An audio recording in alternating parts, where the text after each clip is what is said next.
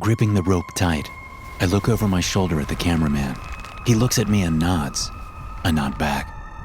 Even though I don't really want to, I look into Roy Dempsey's green, bulging eyes. The rope digs into his neck just under his chin. His face is already changing color, turning red. I don't know if it's from rage or embarrassment, because it sure as hell isn't from lack of oxygen. Not yet. The crowd standing around us on the other side of the hastily constructed barricades watches me with intense interest. Where once they were yelling and screaming, they're now eerily quiet. I know they'll go crazy once I yank on the rope to lift Dempsey's feet off the ground, but I don't have much of a choice. "This is a big f***ing mistake," Perry says from nearby. Maybe it is, I think, and I yank on the rope. The Purge isn't as simple as everyone thinks it is. Most people think it's just a night where it's free to kill, rob, steal, and torture. Some people hate it. Others love it. But what most people don't think about is all the other stuff that comes along with it. Some cities have body collectors rolling around throughout the night, collecting dead bodies for disposal. Other cities wait until morning, preferring to clean up the mess in the harsh light of day. Either way, someone's got to take care of the bodies, have them identified, and get them to their loved ones. Or, in many cases, cremate them on the city's dime because there are no loved ones to be found. It's a lot of work. Liberals argue that this is just adding to already bloated municipal budgets. Conservatives say that since mostly poor people died during the Purge, the whole thing is a wash, since those dead poor people are no longer sucking America dry, overloading the ragged social safety net. The far-right, new founding fathers of America go so far as to say the Purge is propping up the economy, saving counties money despite the extra cost of hauling away bodies, cleaning blood off the streets, and fixing any damage done to public infrastructure. I don't know what the truth is. I'm guessing it lies somewhere in between. What I do know is that without the Purge, I wouldn't make nearly as much money as I do. My one-night-a-year job is to enforce the rules of the Purge, and it pays well. It has to. Otherwise, no one would do it. The thing about Purge Night is that you can't use weapons above Class 4, which means no explosives, no chemical warfare, no weapons of mass destruction. The rules also state that government officials above a level 10 are immune from the Purge. They can't be killed. Anyone who breaks these rules is sentenced to death by hanging. But just as most people don't think about who cleans up the bodies and blood from the Purge, most people don't know how those rules are enforced. After all, the police have the night off, and judges sure as hell aren't working. So it's up to people like me to enforce these rules.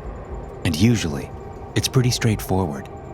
Find the asshole that used a homemade bomb to blow up his neighbor's house. Locate the creep who broke into the senator's house and killed the old guy, and hang them, publicly, broadcasting it live. After all, people need to know that even on Purge Night, there are still rules. But tonight is anything but straightforward. It's a messed up situation, and a lot of people are going to get killed because of it. Hell, I may be one of them. It all started innocently enough. My team and I were rolling around our nation's capital in our heavily armored trucks. I was in the lead truck, sitting in the front passenger seat while Perry drove. 5 other guys were in the back, monitoring calls, checking security camera footage, and operating drones that flew high above the city, looking for explosions. The other 2 trucks were behind us, each of them with guys doing the same things. It had been a slow night so far, but it wasn't even midnight yet when we got the call. "Whitlock, we've got some explosions on the east side," Ellis said over the radio. "I'm looking at them right now. We got a drone over the area." Copy that, I said. Where are we going? Ellis, who was in the trail vehicle, told me where the last explosion had hit. You get that? I asked Perry, who nodded, then stepped on the gas. We made it there quickly, with only a couple of people taking pot shots at us as we drove. Small arms fire just bounced off the trucks, and we were pretty used to it after several years of doing the job. We turned a corner to see a smoking tenement. The front door of the place was blown to shit. The flicker of flames inside told me that the place was on fire, but there wasn't anything we could do about it. Those people were on their own. We crawled slowly down the silent street until another explosion lit the night ahead of us. Another tenement building rocked by the explosion. Before the smoke and debris concealed it, I saw a vehicle heading away from the area.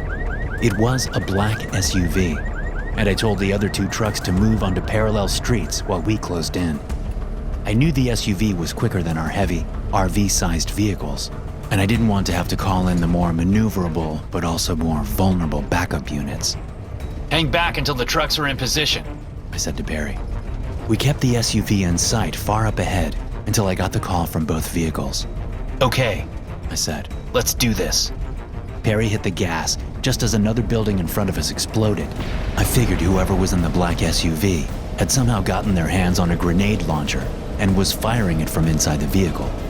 Perry slowed slightly as we passed through the black smoke from the detonation, and then sped up when it was clear we weren't about to run into anything. The SUV saw us and swerved right at the next street. We turned the corner just in time to see one of our vehicles slam into the SUV at the front right panel. The SUV spun around once, coming to rest, pointing directly at us. The front right tire was flat, but the SUV still tried to run, heading straight for us. Luckily, it was a narrow street, so Perry pulled across both lanes, blocking the SUV's path.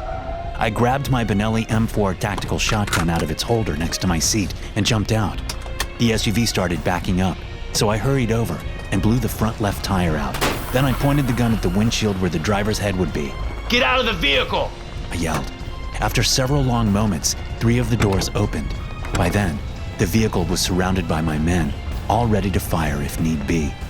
The driver and front passenger got out with their hands up, looking scared. But the guy that got out at the back had a shit-eating grin on his face, and he held a grenade launcher in one hand, pointed down at the ground. In the other hand, he had a phone, held outstretched. I realized he was filming himself. A live stream, maybe. Put the weapon down, I said. The guy did as he was told, smiling like he'd been caught pilfering from the cookie jar. He was in his mid-30s, with slicked back hair, an expensive black suit, and manicured hands. There was something familiar about his face, but I couldn't place it. The other 2 guys had cheaper black suits on, and they had the look of ex-military types. Looking down at the front license plate on the SUV, I realized it was a government vehicle. Perry stepped over beside me and said, Whitlock, that's a senator. He's a level 10. It all clicked in my head then.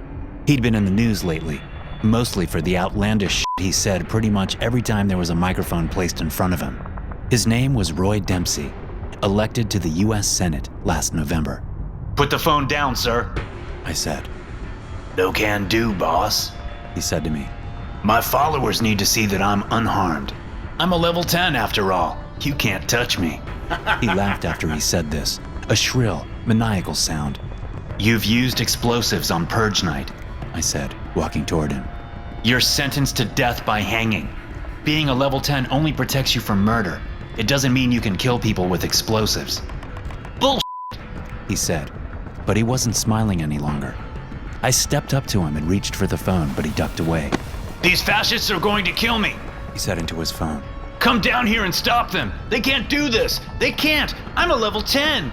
I slapped the phone out of his hand and then tripped him, slamming him down on his face. Then I pulled a pair of plastic restraints out of my pocket and bound his hands behind his back. No one is immune from the law, I said to him, pulling him up with Perry's help. The guy's face was now pale, and there was fear written all over it. You kill me, you'll have a riot on your hands, he said in a shaky voice. I don't think so, I said. You didn't even tell them where you were. Sir? One of my guys, Beasley, said. He had the senator's phone in his hand. He was broadcasting his location. That was part of the live stream. Well, turn that off, I said. We better get this done quickly. We loaded the 3 guys up into one of the trucks and relocated to a nearby park with a tree with nice, thick branches. Then we got to work setting everything up. But even before I had the rope around the tree branch, people were showing up and crowding in on the barriers I had my guys set up around the area. We had all the broadcast equipment in one of the trucks, and a couple of my guys were experienced in running it. Broadcasting is part of the job, because people need to know what happens if they break the rules. But this time it worked against us, forcing us to take time to set everything up. So by the time we were all ready to go, the crowd had expanded. It was all my guys could do to hold them back. A couple of people had tried to take some shots at us, but the guys on perimeter watch took them out quickly. They were loud at first, shouting obscenities at us, telling us what they'd do if we went through with the hanging. But as soon as we got the rope around Dempsey's neck, they all went quiet. But not the quiet of defeat. It's the quiet that comes before chaos and violence. I look over my shoulder at the cameraman, Brown. He nods. I nod back. Then I look over at Dempsey. His eyes are bulging, staring at me, seeing what I'm going to do. I look around at my men, the taut rope in my hands leading up over a branch and down to Dempsey's neck. The park is small, and we've managed to position our vehicles in such a way that we've limited the areas where civilians can gather. They're not surrounding us, thanks to the vehicles, but they are on 3 sides. My men stand behind the barricades, their semi-automatic rifles up and ready. This is a big f***ing mistake, Perry says from nearby. He has my shotgun on a strap over his shoulder, his own semi-auto rifle held at the ready. I think that maybe he's right. It probably is a mistake, but I don't have a choice. I pull the rope hard. Dempsey's feet leave the ground, and he starts shaking and swaying, his hands still bound behind his back. The air seems to crackle as disbelief ripples through Dempsey's crowd of supporters. The crackle turns to an explosion as disbelief morphs into rage. The crowd surges forward. The sound of gunfire echoes off the buildings surrounding the small park. I look left to see my men mowing down civilians as they back away from the surging crowd. At such close range, bullets punch through people and into those behind them. The sounds of gunfire are joined by the sounds of screams, both of rage and pain. Keep them off me! I scream, wrapping the rope around my left arm and pulling out my pistol with my right hand. I watch 2 of my guys go down, the crowd enveloping them. Knife blades flash, disappearing into flesh. Bludgeons swing down, cracking faces. Perry moves ahead of me, firing into the group of people that are killing my men. I don't fire yet. I need to conserve my ammo. Dempsey is still bucking on the end of the rope, and I wonder how long it will take him to die. A man with a painted skull on his face breaks through, running straight at me. I wait until he gets close and put a bullet in his head, splattering his brains all over the woman running behind him. She seems to suddenly come to her senses, turning around to run away, only to get hit in the head by a man with a baseball bat. It's a free-for-all now. Many of the people are still trying to get to me, to stop me from killing their celebrity politician. But a lot of people are just killing each other any way they can. I have to shoot 3 more people with my pistol before Dempsey stops moving. I let go of the rope, confident that he's dead. I holster my pistol, and Perry tosses me my shotgun. I move forward to back up my guys, blowing a hole in one man's chest and shooting a woman's hand off just as she's about to stab one of my men. Suddenly, it's over. Those who are still able are running away. Bodies are everywhere, and the air smells like nothing but blood and gunpowder. Shell casings litter the ground while blood soaks into the grass. Hell, I say, looking around. Seeing the cameraman over near Dempsey's body brings me some degree of comfort. You get all that? I call to him. He swivels to me and gives a thumbs up while balancing the camera on his right shoulder. Good, I say. Let that be a lesson. Maybe no one will ever try any like this again. I turn to Perry, who's looking around, his face slack with shock. Perry, you take truck 3 and get back to headquarters. Take the wounded with you. Get them looked at. What are you going to do? There were 3 people in that car, I say. I've still got 2 more people to hang.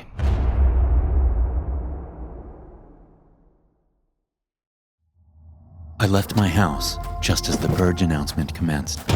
I started my van up just as the female announcer said, Police, fire, and emergency medical services will be unavailable until tomorrow morning at 7 a.m., when the Purge concludes. I took a moment to laugh about that. Not all emergency medical services would be unavailable. Taking my Sig Sauer pistol out of my hip holster, I stuck it between my legs for easy access.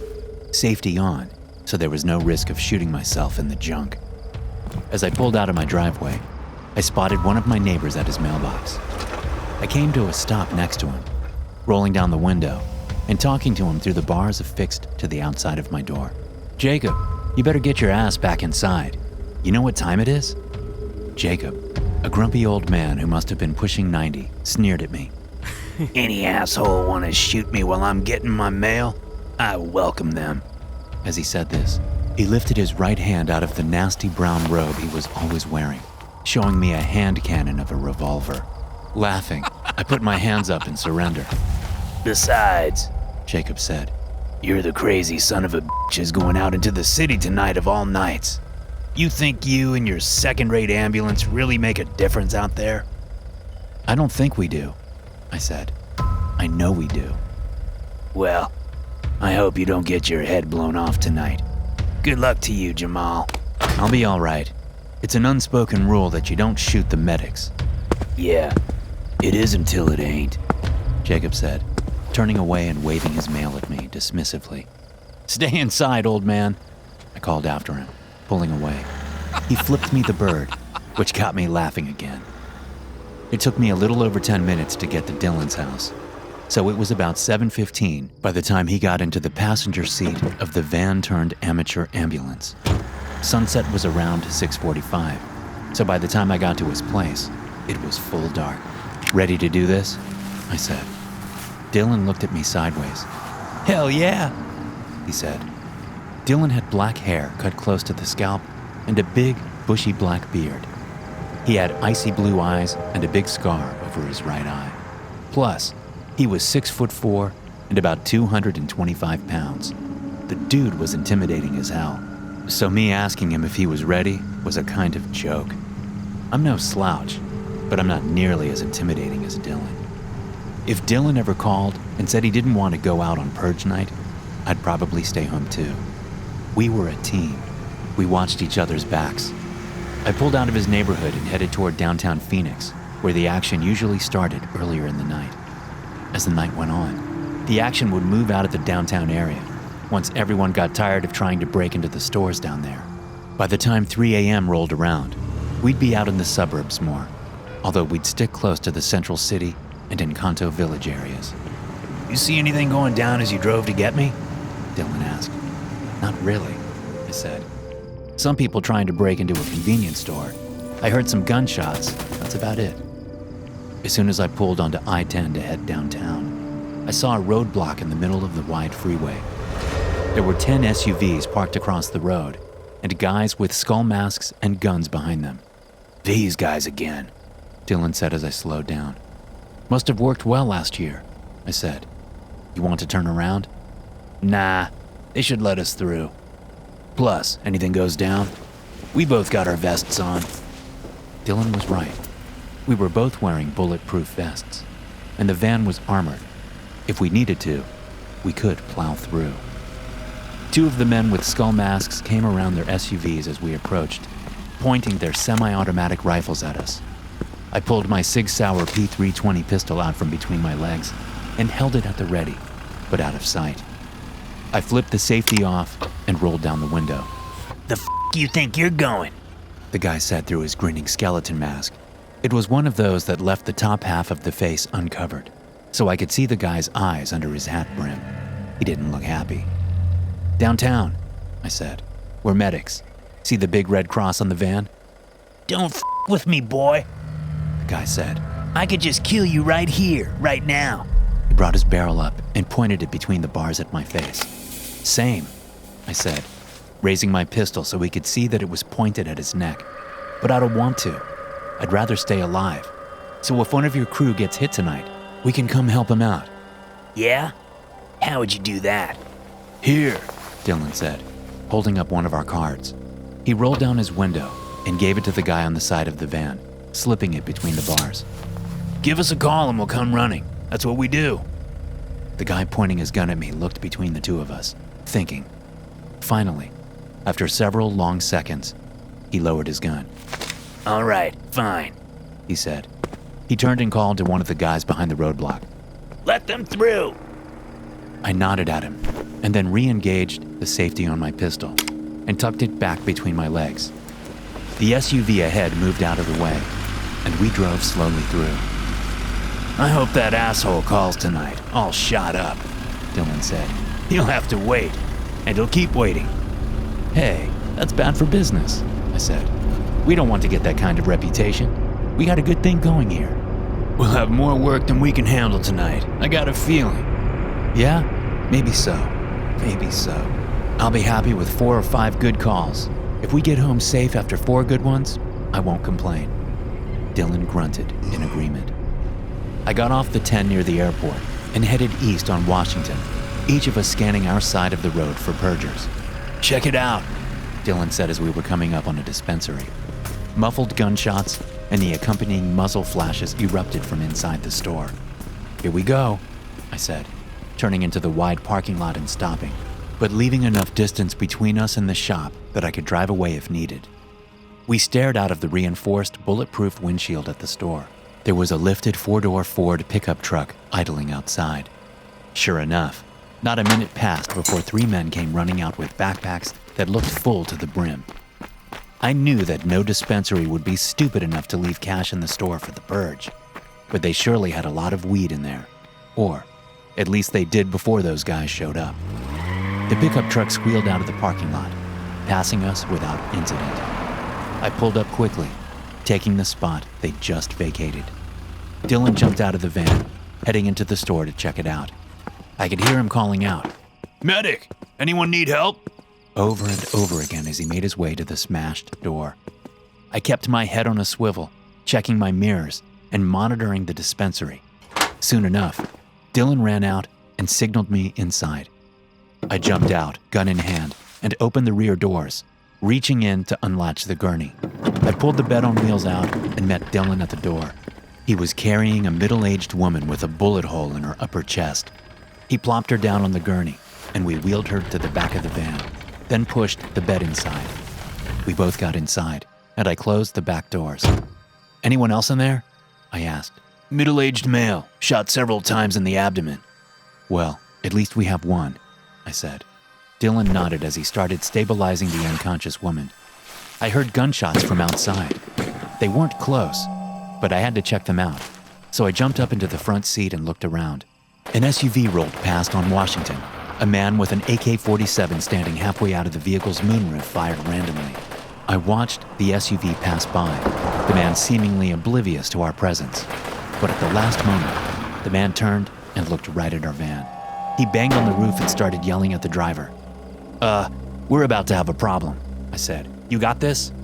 "Only if you don't drive like an asshole," Dylan said from the back. "This takes precision." "No I said, putting the van in drive and heading out onto South 41st Street toward Madison. Behind us, the SUV turned around on Washington. I drove as fast as I could while trying not to shake the van. I took corners slowly, taking a right on Madison and then a left on 40th Street. I knew the SUV was following us, but I also knew the area. I pulled into a mostly vacant airport parking lot and stopped the van behind a semi-trailer parked there, hiding us from the road. "How's it going back there?" I said, watching for the flash of headlights that would tell me the SUV knew where we were. "Me? I'm good. But this woman is dead," Dylan said in an emotionless voice. "You can't save them all," I said. That got a rise out of Dylan. The SUV came into view, turning around at the intersection of Air Lane and 40th. They didn't know where we were. I smiled. Dylan and I waited until the SUV was long gone before we dumped the woman's body on the sidewalk next to 40th. The cleanup crews would find her in the morning. "Where to next?" I asked once we were back in the van. Before Dylan could answer, his cell phone chirped. He pulled it out of his pocket and answered it, speaking a few words but mostly listening. After less than a minute, he took the phone away from his ear and ended the call. "Guess who just called?" he asked. "That asshole from the barricade," I said. "Where is he?" Dylan told me, and I headed back up 40th, turning left back onto Washington and then getting on the freeway again. We drove out of Phoenix and into Tempe, pulling into the Arizona Mills parking lot near the movie theater. We immediately saw the signs of a massive fight. One SUV was flipped over on its hood. Smoke was coming out of the engine compartment. Another had smashed head-on into a light pole. Off in the distance, we saw a Jeep and an SUV tear around the far side of the mall. The SUV was chasing the Jeep, A masked man was hanging out one of the windows, firing a semi-auto rifle at the swerving Jeep. They bounced over a curb, rolling across the sidewalk and onto the road bordering the mall, heading away from us. Where do we start? I asked Dylan. The guy said his buddy's at the entrance to the movie theater. I nodded and directed the van that way. We spotted him pretty quick. He was lying against a light pole near an SUV riddled with bullet holes. Parking the van near the guy, I took a moment to look around. I saw no movement. No one else was around. Dylan and I jumped out of the van and approached the guy. His skull mask was askew, but I could tell by his clothes that it wasn't one of the two guys we'd talked to at the barricade. Not that it really mattered. The guy was still alive, but he'd been shot once in the leg and once in the lower right abdomen. He croaked the word help with half-slitted eyes, one hand weakly pressing on each wound. Where's the rest of your crew? I asked. Where's the guy that called us? The man shook his head and asked us to help him again. What do you think? I said to Dylan. My partner looked around, scanning the parking lot. Let's get him in the van, he said. We brought out the gurney, got the guy on it, and loaded him into the back of the van. I got in the driver's seat and kept my eyes peeled for trouble while Dylan worked in the back. Gunshots caught my attention, and I looked out the windshield to spot where they'd come from. A sedan rolled by on the street bordering the mall, a couple of kids whooping and hollering as they shot their pistols into the air. I shook my head. Teenagers. A sudden banging sound came from the back of the van, causing me to jump in my seat. At first, I thought it was Dylan doing something, but when I turned around to look, his wide eyes were staring back at me. I said, "Let me in!" A man's voice called from outside the van. "I want to see my brother." "Where the hell did he come from?" Dylan asked. I shrugged sheepishly. My attention had been fixed on the sedan, and I'd let this guy come up on us from the back. "I'll take care of it," I said, opening the door, pistol in hand. "We're helping him just like we said," I called out before I could even see the guy. "I'm coming back there. If you want to see him, I'll let you in." I stepped around the back of the van to see a man in a skull mask, pointing a rifle at me. It was the same guy that had given me at the barricade. "You shoot me. My partner will let your brother die," I said. "Let me see him. Is he gonna be okay?" "If you put your gun down, I'll open the back door for you so you can see him." After a moment of thinking, the man brought his gun down and nodded to me. "Okay," I said, stepping around to the back doors. I banged on the door and told Dylan it was okay to open up. The back door swung out. The masked man opened the right door, and I opened the left all the way so we could see inside. The man's eyes went wide at what he saw, and he went to raise his gun up, but I was ready. I put my SIG to his head and pulled the trigger, aiming it so his brains wouldn't get all over the van. He crumpled to the ground, the gaping hole in the side of his head leaking what little brains he had onto the asphalt. "That was close," Dylan said. "Nah, I know what I'm doing. Now if we hurry, we can harvest from this guy too." I gestured at the dead man on the ground. Inside the van, Dylan had the dead man's brother opened up and had been working on removing his liver. Dylan looked at the man he had opened up and then down at the guy I'd just shot. "Okay," he said, "but we need to load him up and take him elsewhere to harvest. I don't want to have someone sneak up on me again. I damn near ruined the liver when he banged on the door like that." "Agreed," I said. "So counting that guy's organs, provided they're all usable, how many more do we need tonight?" Dylan thought for a second. I knew he was going over the space we had available in the van. We had plenty of space in the static cold storage lockers. Livers and kidneys could be kept for a long time in those. But for hearts and lungs, which spoiled faster even in cold storage, we had invested in a couple of perfusion systems. These systems stimulated the action of the human body by pumping nutrient-rich fluid and oxygen into the organ, keeping it viable until we handed them all off to our buyer at 6:30 a.m., half an hour before the end of the purge. "We should be good with one more," Dylan said. "I'll know more once I get that guy opened up. But we gotta work fast. Those organs are dying as we speak." I smiled as Dylan and I crouched to get the dead man off of the asphalt and into the van. It was going to be a productive purge. Then I had a thought that I'd had every year since Dylan and I had started our entrepreneurial enterprise. Too bad the purge is only once a year. Tom elbows me in the ribs a little too hard. I look over at him, but he's not paying attention to me. He's looking across the street at Mrs. Courtney, who stands next to one of the flower beds in front of her house. I'd really like to kill that. Tom says through a smile. He's looking right at Mrs. Courtney, who looks back and waves. Tom and I each raise our free hand, waving back. I bring my beer up and take a swig as Mrs. Courtney goes back to talking loudly to the Hispanic man working in her flower bed. She's one of those people who thinks talking loudly will make those who don't speak English suddenly understand what she's saying. The best part is, I know the Hispanic man. He's a born American, and he speaks English as well as anyone. She is pretty annoying, I say, disinterested. Tom turns to look at me. Well, what about it? You want to help me kill her this purge? I laugh half-heartedly, avoiding Tom's gaze. I'm just kidding, man, he says, slapping me on the back so hard I spill my beer. I don't have it in me to purge. I'm too lazy. Tom laughs and then sips at his beer.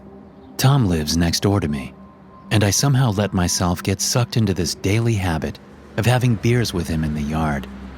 The first time he came over, Tom brought the beers. Maybe the second time, if I remember correctly. But since then, I've been the one supplying the brews. Even if I don't really like standing on my front lawn and people watching. Even if I don't really enjoy Tom's company. Even if I have better things to do. The couple of times I tried to avoid the little drinking session, Tom got defensive and made me feel guilty about skipping out on him. He's good at that. But there are other things too. Like the little jab about killing Mrs. Courtney. I think there's a nugget of truth in everything he says. I finish my beer and crush the can, hoping this sound will make Tom realize I'm done and it's time to go home. It doesn't. He still stands there, looking around at our neighbors, thinking about God knows what. Well, I say, then clear my throat.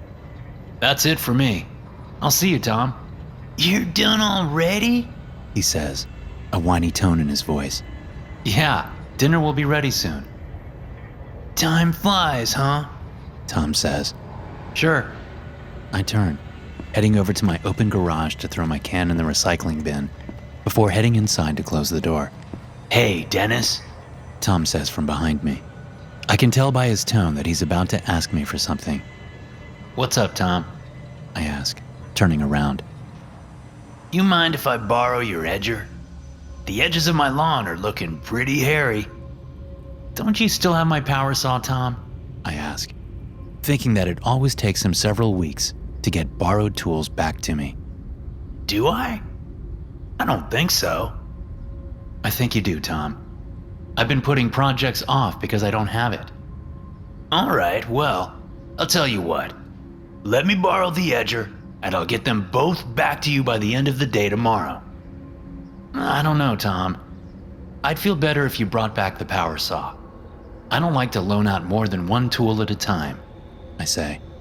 Ah, come on, Dennis, Tom says, stepping closer to me. Remember that the purge is coming up. You wouldn't want to make your neighbors mad, would you? Who knows what they'd do? I look into Tom's fleshy, middle-aged face, waiting for him to laugh and tell me he's joking. But his gray-green eyes hold on mine for a moment that stretches into two. There's certainly a humor in those eyes, and his crow's feet are bunched up as if he's smiling without his mouth. But it strikes me as a dark, dangerous type of humor. Finally, Tom bursts out laughing. He reaches out and grabs my shoulder, shaking me. I had you going there, didn't I? You're just too damn gullible, Dennis. It's too easy. I smile. You got me, I say. I turn around and toss my beer can in the blue recycling bin next to the garage. I feel a ripple of anger at his behavior, but there's also an intense fear there, under the surface. Tom hasn't even been living in the neighborhood for a full year. He moved in about a month after last year's purge. For all I know, he's one of the sickos that takes pride in murdering people one night a year. I'm about halfway into my garage when I hear footsteps behind me. Turning, I see Tom lifting the edger off the rack on the wall where I keep my landscaping equipment. He looks over at me and smiles, lifting the tool up in one hand. Thanks, buddy, He says. I'll get this back to you in a couple of days.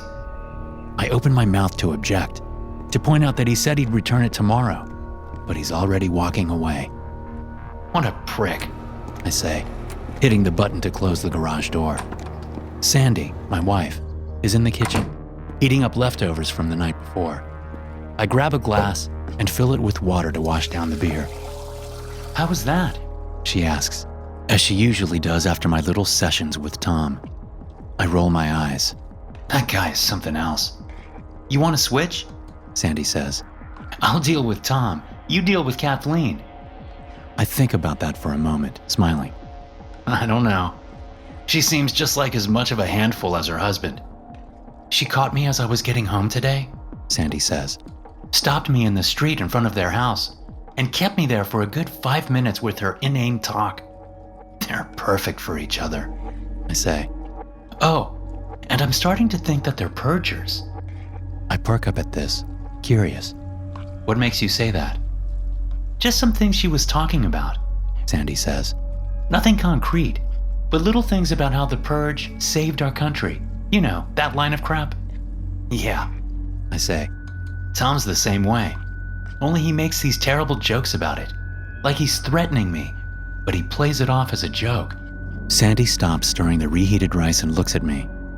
Is he really joking? She asks, dead serious. Honestly, I don't know, I say. It wouldn't surprise me if they were purgers. It really wouldn't. Oh no, Sandy says. Please tell me you're joking. You said this year would be different. You promised me. Hey, it's okay, I say, stepping over to embrace my wife. It's okay. It will be different. We'll be safe and secure, okay? I promise. But what if they attack us? What if they attack our daughter? How do you know they won't? How do you know, Dennis? Sandy, listen to me. It's okay. We're going to be okay. I've never let anything happen to us during any other purge, have I? No, you haven't. Right. It's going to be fine. What's going to be fine? Melissa, our 13-year-old daughter, says as she comes in from the living room. What's wrong with Mom? Nothing, baby, I say. I'm okay, honey, Sandy says, wiping her eyes. I'm okay. You guys are worried about the purge again? Melissa asks. No, Melissa, we're not worried, I say. Everything will be fine. I keep an eye on Tom as the next few days pass, and March 21st approaches. Instead of trying to avoid our little beer sessions, I use them to try and feel out Tom. Having no luck, I decide to ask him straight up as we drink our beers on the evening of March 20th. So, do you purge, Tom? I ask, as nonchalantly as possible. Tom looks over at me, but I keep my eyes on the street, like I asked him who he liked better for a college basketball game. Don't you know, Dennis? He says. You're not supposed to ask that. It's like asking how much money I make, or how often I have sex with Kathleen, which is a lot, by the way. He chuckles and elbows me. I have to clench my jaw to keep from exploding on him, telling him to stop touching me with his goddamn elbow. It's a typical Tom non-answer, and it only makes things clearer to me. I bet the guy moves once every year after the purge. I bet he picks a new neighborhood where everyone feels safe and gets close to one neighbor. And I bet he studies the house and finds the best way to break in come 7 o'clock on purge night. I bet he kills that neighbor and his family and kills any other neighbors he can. I bet he steals their stuff and picks up and moves after that.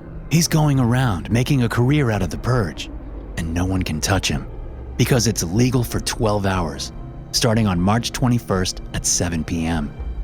Our conversation turns to other things, but my thoughts are only on the next day. It seems so clear to me now what Tom is. The only thing left to think about is how I'll make sure he can't hurt my family. At 6:45 on March 21st, I ring Tom's doorbell. He was nowhere to be found for our evening beers, and it only solidified for me the fact that he was inside his house, preparing for the purge, planning on killing my family. Who is it? A muffled voice calls from behind the door. I can tell it's Tom. Tom, it's me, Dennis. Sorry to bother you so close to 7, but I need that power saw back. I've got to board up some windows, so I need that saw to cut the wood. Sorry, Dennis, but we don't let anyone into the house on Purge night, he says. He doesn't want to let me in because he's probably already all decked out in his Purge gear, ready to go on his murder spree. Tom, come on. You've had my saw for over a month now. I need it back. Besides, it's not even 7. It'll just take a minute, and I'll be out of your hair with plenty of time. There's silence from the other side of the door. Tom's thinking. This is about my family's safety, Tom, I say. Please. Okay, He says. meet me at the garage. Thank you, Tom. I walk past Tom's boarded up front windows and around the side of his garage. I expect him to open up the main door, but he doesn't. I hear him call out from the side of the building. Over here. He says. I walk around and see that he's using the little side door. He's standing there just inside the doorway, leaning out. He has the power saw in one hand. I can tell that he's dressed in normal clothes. Maybe he took his armor and other gear off as he went from the front door to the garage. Can't be too careful on Purge night, buddy. He says as I walk up to him. Sure. I say, reaching my left hand out to grab the saw. With my right hand, I pull a short knife out of my back pocket. Instead of grabbing the saw, I grab Tom's wrist and pull him toward me as I bring the blade up, jamming it under his chin. Tom's eyes go wide as he gags, coughing up blood through his nostrils. I shove him back into the garage, pulling the knife out of his chin and stabbing him in the chest several times. You don't threaten my family, you son of a... I say, sticking him again and again. His legs give way and he crumples to the ground, staring up at me in surprise. Don't you look at me like that, you sicko. You were planning to do the same to me. I step away from him as his blood seeps out onto the concrete floor. I try the door from the garage to the house, but find it locked. A quick look around the garage yields me a sledgehammer. My sledgehammer, in fact, loaned to Tom months ago and never returned. That anger ripples inside of me, and I can't help but smash Tom's face in with the hammer, reveling in the satisfaction it gives me. Then I head back to the door and, with 2 hits of the sledgehammer, I bust it open. Kathleen, who had apparently come to investigate the noise, spots me and turns to run, screaming. I drop the sledgehammer and get my knife back out. I catch Kathleen on the stairs, stabbing her in the back of the leg. She's a fighter, and she knocks the knife out of my hand, which then falls down the stairs. So I have to use my hands, smashing her head into the banister until she stops moving. Once I'm sure she's dead, I head back down the stairs and retrieve my knife. There's a clock hanging by the stairwell. It reads 6:55. The purge starts in 5 minutes, but no one will ever know that I jumped the gun a little bit. They'll never be able to prove it. Tom and Kathleen will be just another couple of casualties from this year's purge. I call my wife and tell her that everything's going to be okay. I tell her to keep the house buttoned up until I come back. Luckily, ours is a safe neighborhood. I don't expect much violence in the area. But in 5 minutes, I'll start moving all the jewelry and anything expensive into one central area so I can take it across to my house. Then, if anyone sees me, they'll just assume it all happened after 7. I haven't seen any evidence that Tom was getting ready to purge, but that doesn't matter. Maybe his plan was to wait until the early hours of the morning. 12 hours is a long time. Not everyone goes out right at 7. Either way, I feel a tremendous weight lifted off my shoulders. No more beer sessions, no more borrowing my tools, no more threats veiled as dark jokes, no more Tom. While I wait for 7, I remember last year's purge. I remember the neighbors that lived in this house before Tom and Kathleen. They'd been purgers too. They would have killed my family given the chance. But that family, the Graysons, had a couple of kids. So Sandy and I had to take care of them together, to protect us, to keep our daughter safe. But poor Sandy, she doesn't have the stomach for this stuff. I promised her she would never have to do that again. Besides, it's a man's job to protect his family, even if it means jumping the gun on the purge by a few minutes. After all, they say a good defense is a strong offense. Thanks for watching. Be sure to subscribe and smash that like button to get notified every time I upload a new video. You can also check out some more of my animated horror stories right here.